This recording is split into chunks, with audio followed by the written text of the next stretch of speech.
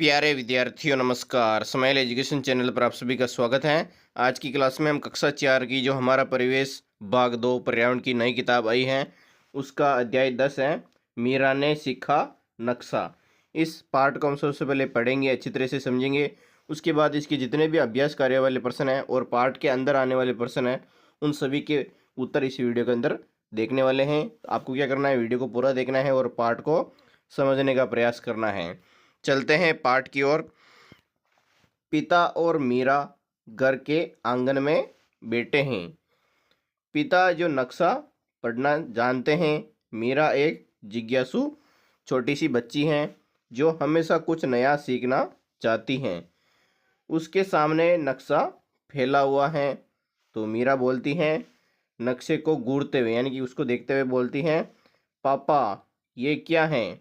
ये तो आड़ी तिरछी रेखाओं से बड़ा कागज लग रहा है। क्योंकि वो छोटी बच्ची है तो उसको ये सब पता नहीं है कि ये नक्शा है।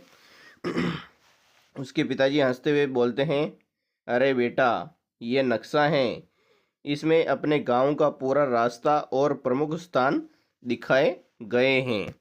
तो मीरा कहती हैं हैरानी से कि नक्शा, लेकिन ये रेखाएं और चिन्ह कैसे बताते हैं कि हमें कहाँ जाना है? तो उसके पिताजी बोलते हैं, अच्छा चलो मैं तुम्हें समझाता हूँ। देखो ये जो ऊपर की तरफ चिन्ह है ये उत्तर दिशा को दर्शाता है, यानी कि उत्तर दिशा उस साइड में है। नक्शे में हमेशा उत्तर ऊपर ही होता है। तो मीरा कहती है सोचते हुए, तो इसका मतलब नीचे वाला दक्षिण है, यानी कि ऊपर वाला कौन सा हो गया उत्तर, नीचे क्या आ जाएगा दक्षिण हो जाएगा। तो उसके पिताजी क्या कहते हैं, बिल्कुल सही, दाईं तरफ पूर्व और बाईं तरफ पश्चिम। अब देखो ये जो गोल चिन्ह है ये गांव का कुआं है। तो मीरा कहती हैं उत्साह से, ओह और ये चौकोर निशान किसका है? पिताजी कहते हैं ये हमारा पंचायत भवन है, ये रेखाएं गांव की सड़कों को दिखाती हैं। तो मीरा कहती हैं चमकती आंखों से, तो इसका मतलब इस नक्शे से हम बिना रास्ता भूले या नए रास्ते से कहीं भी पहुंच सकते हैं, यानी कि हमें पहुंचने की किसी से ज़रूरत ही नहीं है, इससे हम आसानी से पहुंच सकते हैं। पिताजी कहते हैं हाँ, नक्शा सिर्फ रास्ता दिखाने के लिए नहीं, इससे ये हमें भी जान सकते हैं कि कौन से स्थान किस दिशा में हैं। मीरा वापस क्या बोलती हैं आश्चर्य से, ये कैसे? उसके पिताजी बोलते हैं हाँ ऐसा ही है, चलो एक अभ्यास करते हैं। मान लो हमें इस नक्शे के अनुसार गांव के बाजार तक जाना है, बताओ कौन सी दिशा में चलना होगा? अगली लाइन है, मीरा बोलती हैं नक्शा देखकर उत्तर से थोड़ा पूर्व की तरफ। पिताजी कहते हैं ताली बजाते हुए, शाबाश मीरा, अब तुम नक्शा पढ़ना सीख रही हो। मीरा वापस बोलती हैं खुश होकर, अब तो मैं अपने घर से तालाब तक का नक्शा खुद बनाऊंगी। पिताजी, और हाँ मीरा, याद रखना नक्शा बनाते समय उत्तर दिशा को हमेशा ऊपर रखना है और प्रमुख स्थानों को सही चिन्हों से दर्शाना है। मीरा का वापस जवाब आता है जोश से, अब तो मैं गांव के सारे बच्चों को नक्शा बनाना सिखाऊंगी, यानी कि मैं सीख गई हूँ तो दूसरे को भी सिखाने का प्रयास करूंगी। दोनों हंसते हुए नक्शा बनाने की तैयारी करते हैं।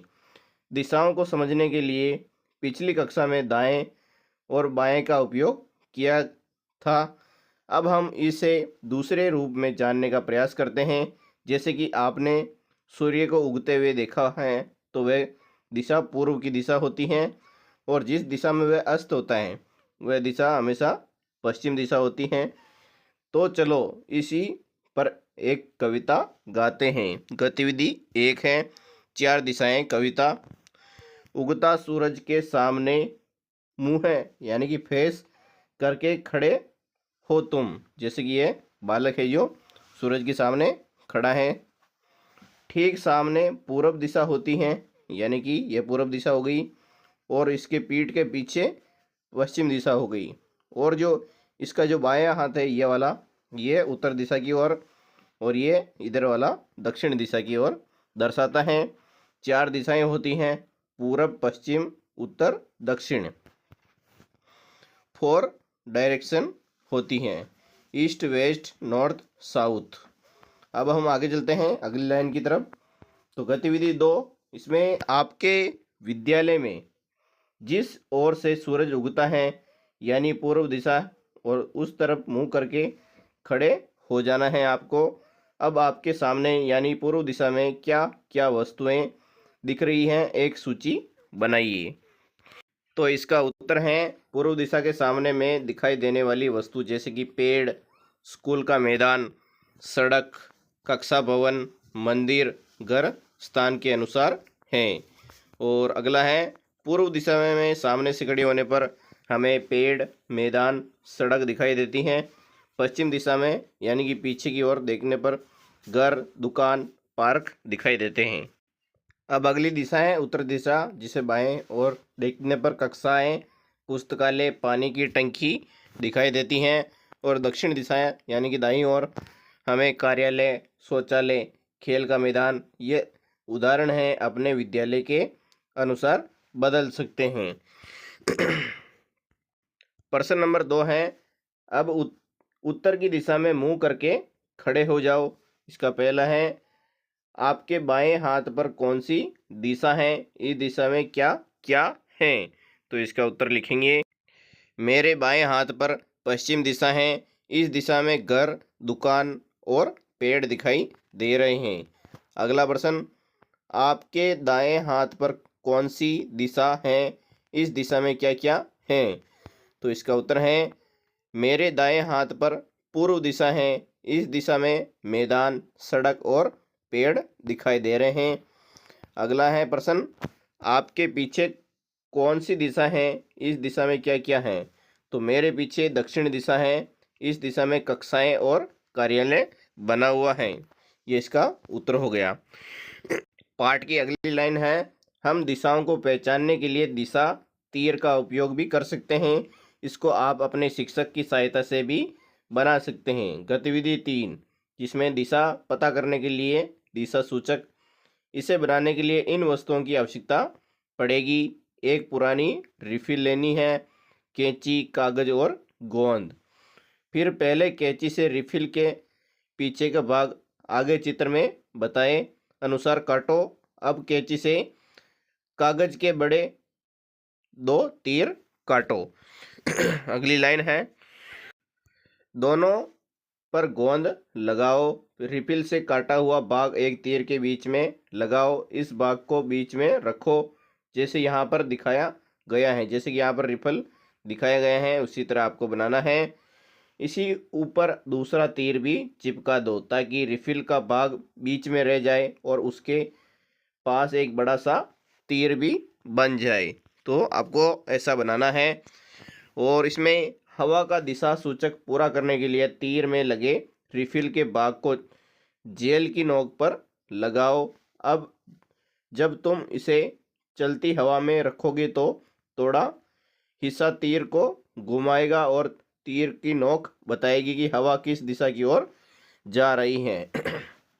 अगली लाइन, दिए गए चित्र से बताओ कि हवा किस दिशा से आ रही है।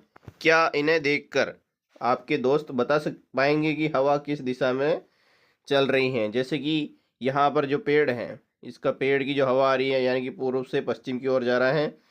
और ये लड़की है, इसके बाल है जो किधर से उड़ रहे हैं, पूर्व से पश्चिम की ओर।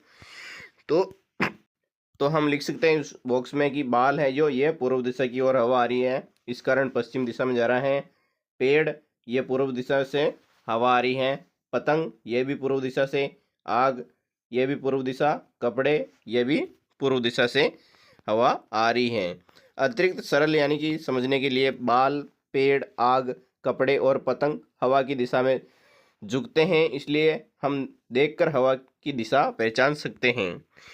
तो आप विद्यार्थियों देख सकते हैं इस चित्र में कि जो पतंग उड़ रहा है वो पश्चिम से पूर्व की ओर जा रहा है, और जो इधर कपड़े सूख रहे हैं वो क्या हो रहा है, उत्तर से दक्षिण की ओर। जो आग है ये कहाँ जा रही है, पश्चिम से पूर्व की ओर इधर हवा चल रही है, इस कारण उधर बढ़ रही हैं। आपने अपने विद्यालय के आसपास की दिशा पहचानी। अब देखते हैं कि नक्शे में दिशाएं कैसे दर्शाई जाती हैं। नक्शे में हमेशा उत्तर ऊपर की ओर होता है, यानी कि इधर उत्तर है और नीचे दक्षिण है। पूर्व दिशा दाएं तरफ और पश्चिम दिशा बाएं तरफ होती हैं और दक्षिण दिशा नीचे की तरफ होती है हमेशा। यह नक्शा ईशान ने बनाया है। यह उसके विद्यालय के आसपास का नक्शा है। उसने नक्शे की संकेत सूची भी साथ बनाई है। नक्शे में खेत, बागोड़ आदि दर्शाए गए हैं। उन्हें दिखाने के लिए एक संकेत सूची बनाई गई है, उसे ध्यान से देखो। मंदिर, हवेली नक्शे में कैसे दर्शाए गए हैं। कितने पेड़ हैं। ईशान ने अपनी सहायता के लिए दिशा तीर बनाया है। नक्शा आपको दिख रहा होगा विद्यार्थियों कि इधर है जो पूर्व दिशा, इधर पश्चिम, उत्तर से ये उधर और ये दक्षिण हो गया। यहाँ पर क्या निकल रही है, एक नदी निकल रही है और यहाँ पर घर बने हुए हैं, 3-4 पेड़ हैं और यहाँ पर क्या है, मस्जिद लग रही है और पेड़ के पास में घर हैं और आसपास पौधे लगे हुए हैं। इसमें हैंडपंप, बागोड़, विद्यालय, पेड़, खेत यहाँ पर दर्शाए गए हैं। खंबा का अलग निशान है और कुआं अलग है, हवेली अलग है, सड़क, रेल लाइन, स्वास्थ्य केंद्र, रेल फाटक, नदी, मंदिर आदि है जो इस चित्र में दर्शाए गए हैं, आपको दिख रहे होंगे। अब है गतिविधि 4, जिसमें नक्शा और संकेत सूची देखकर इन सवालों के उत्तर दीजिए। पहला है इसका, हैंडपंप ईशान के विद्यालय की किस दिशा में है। तो इसका उत्तर हम लिखेंगे कि हैंडपंप विद्यालय की उत्तर दिशा में बनाया हुआ है। अगला प्रश्न, सड़क ईशान के विद्यालय की किस दिशा में है। तो सड़क विद्यालय की पश्चिम दिशा में बनी हुई है। अगला प्रश्न, रेल लाइन ईशान के विद्यालय की किस दिशा में है। तो इसका उत्तर है रेल लाइन विद्यालय की उत्तर दिशा में बनी हुई है। अगला प्रश्न, नदी विद्यालय की किस दिशा में है। तो नदी विद्यालय के पश्चिम दिशा में बह रही हैं। अगला, सड़क के पश्चिम दिशा में क्या है। तो सड़क के पश्चिम दिशा में नदी बह रही है। ये इसका उत्तर हो गया। अतिरिक्त समझने के लिए नक्शे में ऊपर की दिशा की ओर उत्तर दिशा, नीचे दक्षिण और दाईं ओर पूर्व दिशा और बाईं ओर पश्चिम दिशा है। तो ये नक्शे वाले जितने भी प्रश्न हैं उन सभी के उत्तर हो गए। अब हम आगे चलते हैं अगले वाले पेज की तरफ। प्रश्न नंबर 2, निम्नलिखित को ईशान द्वारा बनाए गए नक्शे में बनाइए। जैसे कि ईशान के विद्यालय के दक्षिण में एक पेड़ बनाइए। तो इसमें आपको दिख रहा होगा ये विद्यालय है, इसके दक्षिण में एक पेड़ यहाँ पर बना देना है। अगला प्रश्न, विद्यालय के दक्षिण में पंचायत भवन बनाना है और मंदिर के पश्चिम दिशा में एक घर बनाइए। तो इसमें ये रहा विद्यालय, इसके दक्षिण दिशा में एक घर बनेगा और इसके पश्चिम दिशा में एक मंदिर बनाया जाएगा। अगली लाइन की बागोड़ या बाड़ा में एक और पेड़ बनाइए। उसी में आपको एक पेड़ बनाना था। तीसरा प्रश्न है, नक्शे में देखकर बताइए कि रेल लाइन के दक्षिण में क्या क्या है। तो सबसे पहले हम रेल लाइन देखेंगे। तो आप देख सकते हैं ये है रेल लाइन, इसके दक्षिण दिशा में विद्यालय, पेड़ और हैंडपंप दिखाई दे रहे हैं। अगला है, खेतों के पश्चिम दिशा में क्या है। तो इसका उत्तर है कि खेतों के पश्चिम दिशा में नदी बह रही है। अगला प्रश्न, विद्यालय के पूर्व में क्या क्या है। तो विद्यालय के पूर्व में हैंडपंप और पेड़ बने हुए हैं। अगला है प्रश्न, नदी ईशान के विद्यालय के दक्षिण में है, परंतु विद्यालय नदी की कौन सी दिशा में है। तो इसका उत्तर है विद्यालय नदी के उत्तर दिशा में है। अगला है अतिरिक्त समझने के लिए, जैसे कि नक्शे में ऊपर उत्तर, नीचे दक्षिण और दायां पूर्व और बायां है जो पश्चिम दिशा में है। अब आपको गतिविधि 5, जिसमें दिए गए पंचायत के नक्शे को पढ़कर लिखना है। जैसे कि यहाँ पर पुष्पा नगर है, इधर क्या है, बूम का डाणा और इधर है भक्त का डाणा, यहाँ पर बने हुए हैं। इसमें घर बने हुए हैं, हैंडपंप है, कुआं, विद्यालय, कारखाना, चना, तुअर, गेहूँ, रेल पटरी, पुल, सड़क, खंबा, पानी की टंकी, मंदिर है, सभी इसमें दर्शाए गए हैं। तो और अगला है इसका प्रश्न नंबर 1, नक्शे में संकेतों को देखो और सवालों के जवाब दीजिए। पहला है, किस गांव में 2 कुएं बने हुए हैं? तो इसका उत्तर है बट का दाना गांव में 2 कुएं बने हुए हैं। अगला प्रश्न, कौन सा गांव रेल पटरी के पास है? तो पुष्पानगर गांव रेल पटरी के पास बना हुआ है। अगला, नदी कौन कौन से गांवों के बीच से निकलती है और उस पर कितने पुल बने हुए हैं? तो इसका उत्तर है नदी पुष्पनगर और भटकादाना गांव के बीच से निकलती है। नदी पर 2 पुल बने हुए हैं। अगला, कौन सी फसल है जो तीनों गांवों में मिलेगी? तो गेहूं की फसल तीनों गांवों में आपको देखने को मिलेगी। प्रश्न नंबर 2, सही या गलत बताइए। बूम का दाना में एक हैंडपंप है। हाँ है, सही है। और पुष्पनगर नदी के किनारे पर है, यह भी क्या है, सही है। अगला प्रश्न, बूम का दाना में प्राथमिक विद्यालय है। तो ये क्या है, वाक्य सही है। और भटका दाना के पश्चिम की ओर कारखाना है, गलत है, यहाँ पर कारखाना नहीं बना हुआ है। अगला, बूम का दाना से पुष्पनगरी जाना हो तो पूर्व दिशा की ओर जाना होगा, ये भी क्या है, सही है। अगला प्रश्न नंबर 3, यदि हर घर में 5 सदस्य हो तो तीनों गांवों में कितनी जनसंख्या होगी? तो नक्शे में घरों की संख्या के आधार पर बता रहा हूं मैं कि बूम का दाना में जिसमें 10 घर हैं, 5 घर है तो 50 व्यक्ति हो जाएंगे। और भट्ट का दाना में 8 घर हैं तो 5 से गुणा करेंगे तो 40। और पुष्पनगरी में 6 घर हैं जिसमें 5 से गुणा करेंगे तो 30 व्यक्ति आपको देखने को मिलेंगे।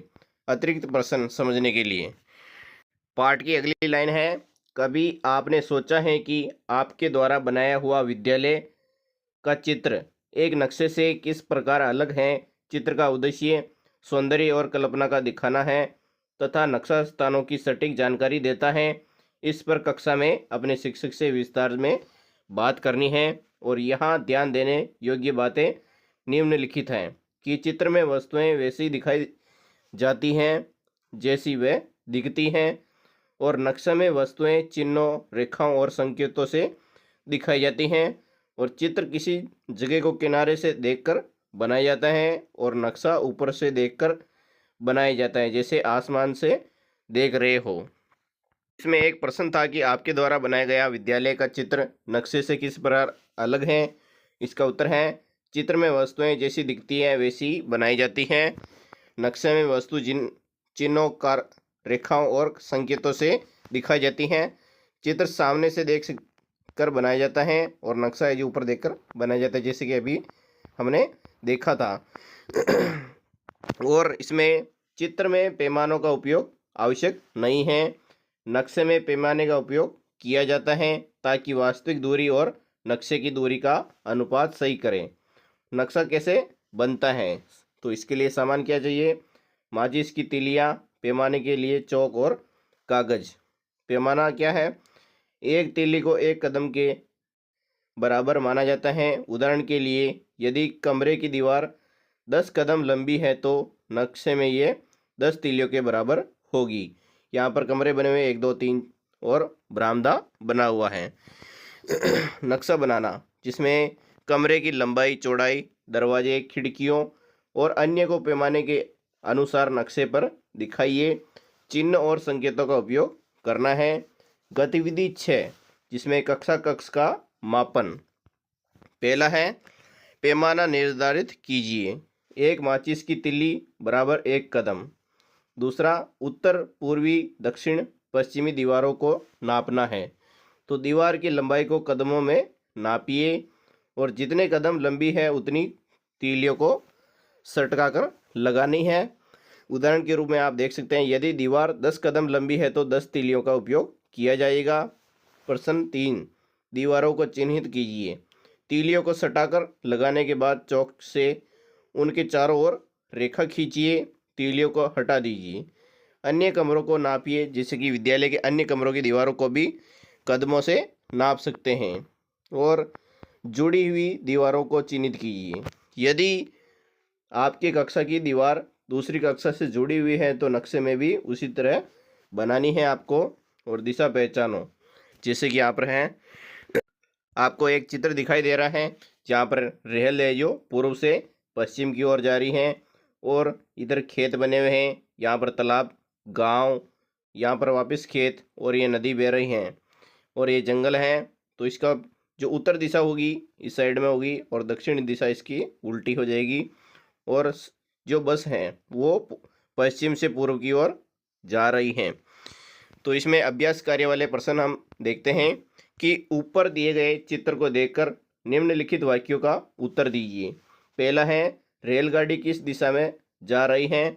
तो इसका उत्तर है, रेलगाड़ी पश्चिम दिशा की ओर जा रही है।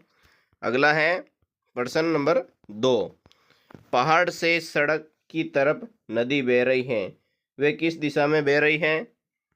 तो इसका उत्तर होगा, नदी उत्तर दिशा से दक्षिण दिशा की ओर बह रही है। अगला प्रश्न, ग, बस किस दिशा में जा रही है? तो बस पश्चिम दिशा में जा रही थी और इधर वापस पूर्व दिशा में आ गई है।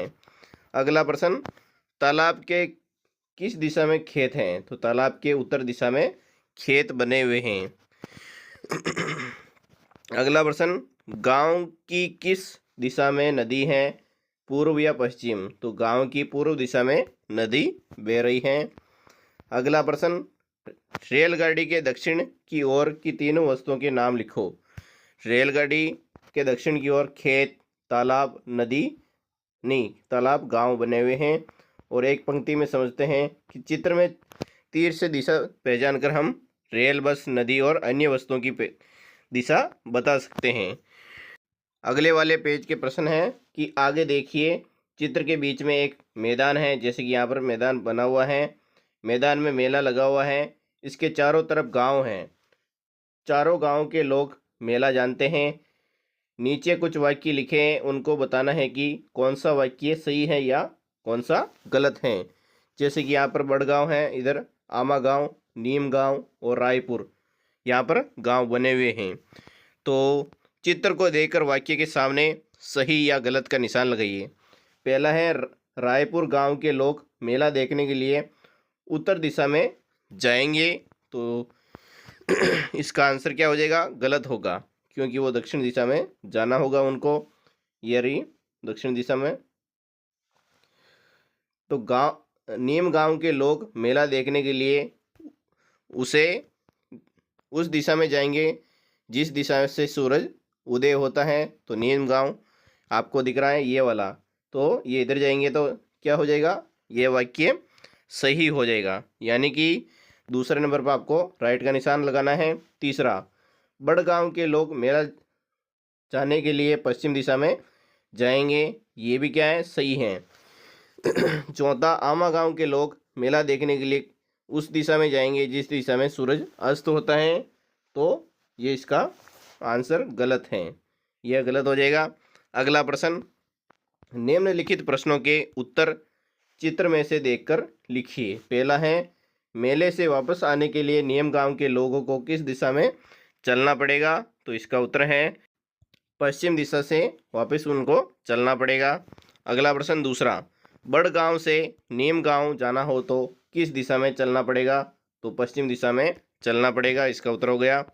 अगला है, बड़गांव से आमा गांव जाना हो तो किस दिशा में चलना पड़ेगा? तो पहले पश्चिम दिशा फिर दक्षिण दिशा में जाना पड़ेगा।